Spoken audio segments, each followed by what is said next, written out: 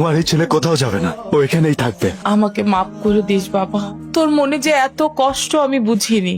না মা, তুমি আমার কাছে মাপ চেও না। তুমি শুধু তোমার মাতৃত্বের বন্ধন থেকে আমাকে আলাদা করো না।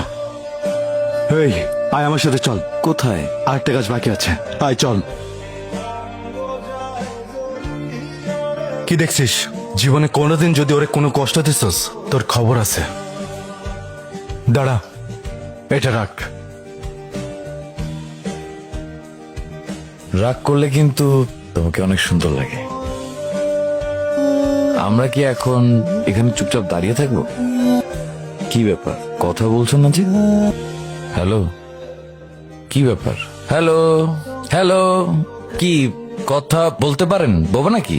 শাট আপ, আমাকে কপি করা বন্ধ করুন। সব সময় কেন আমাকেই বকবক করতে হবে? আপনার কি মুখ নাই নাকি? বকবক করার অভ্যাস তো আমার নেই।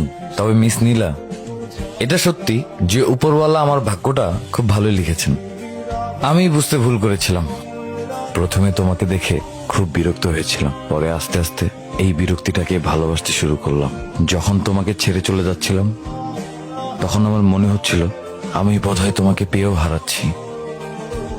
Thanks to God, you are mine now. কিন্তু তুমি আমাকে সামলে নিতে পারবে তো? সামলে নিব, কেন নয়। আমার কিন্তু প্রচুর রাগ। সহ্য করে নিব। আমি কিন্তু অনেক অভিমানী। আরে বাবা, অভিমান ভাঙিয়ে দিব। আর আর আর আর তুমি আমার থেকে কি এক্সপেক্ট করো?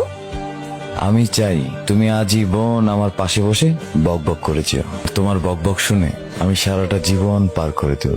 কি আমার এতটুকু আবদার রাখতে পারবে তো? না, পারবো না। তাই হ্যাঁ, তাই।